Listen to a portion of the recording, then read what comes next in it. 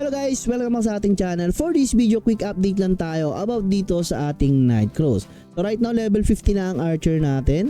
And then dito sa Delpia Road, ang kailangan kasi is level 50 and 52 sa Delpia Mine. So dito tayo makapag-farm yung new update nila na shoulder strap. Okay?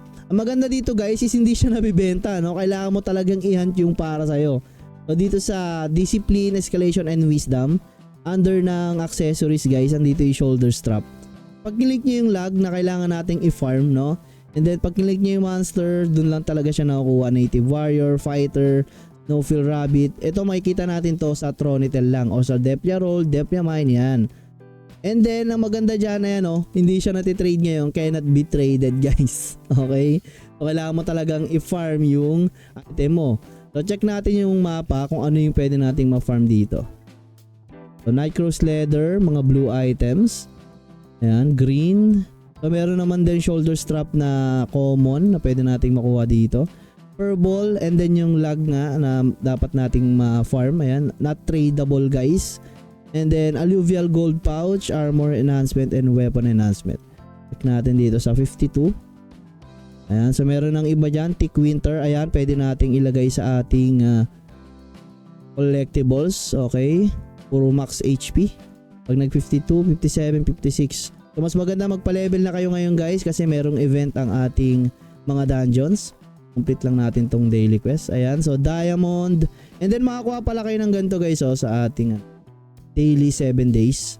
So snow flower blossom para naman yan doon sa inopen up nila na bagong ayan, spell starlight crystal. Okay? So dito naman yan use, no?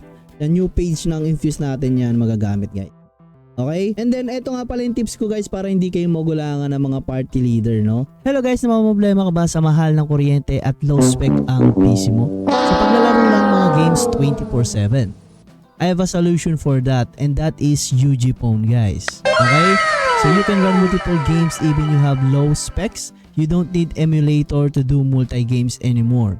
You can download UG Phone through Play Store, Apple Store, or even Windows.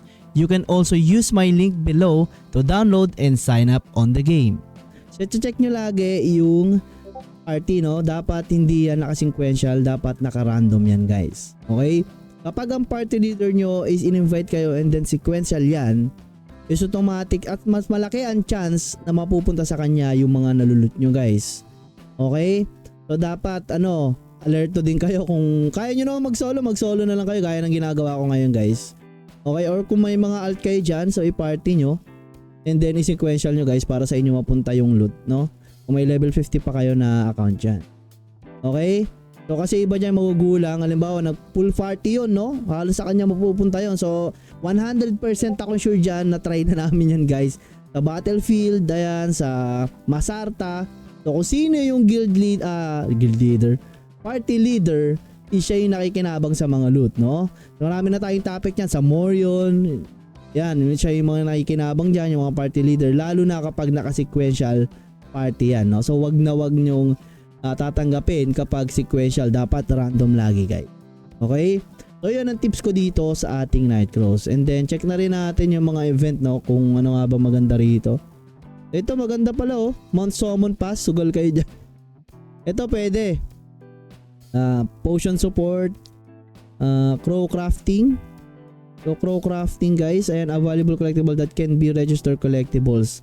So check natin kung anong bigay nito. So dual damage guys, no? Ito ang sulit, dual damage boss.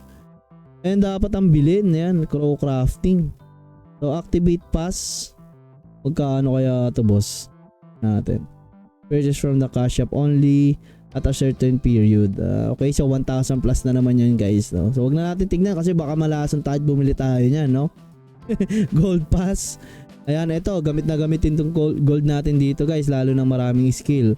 Weapon style, pero pagdating sa archer guys, hindi naman ako masyadong bumibili ng skill Meron pa ako yung 10 million. Ayan, 10 million yung natin. Siya lang binili ko, pinagtripan ko lang naman. Dapat di ko pa nga bibili yung tulak-tulak skill na yan kasi di naman kailangan ng archer.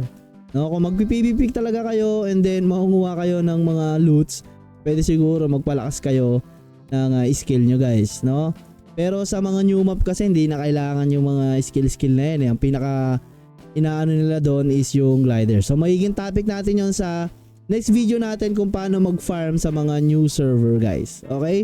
Yun ang magiging next topic natin. So abangan nyo yun yung tips natin about sa mga new server. So yun lang muna for today's video. I hope nabigyan ko kayo ng magandang idea about dito sa pagpa-farm sa bagong mapa guys. So again, make sure lang naka-random yung party nyo kung hindi nyo kayang mag-solo dito sa mapa na to guys. Okay guys? So again, Gatski po, maraming salamat. Peace out.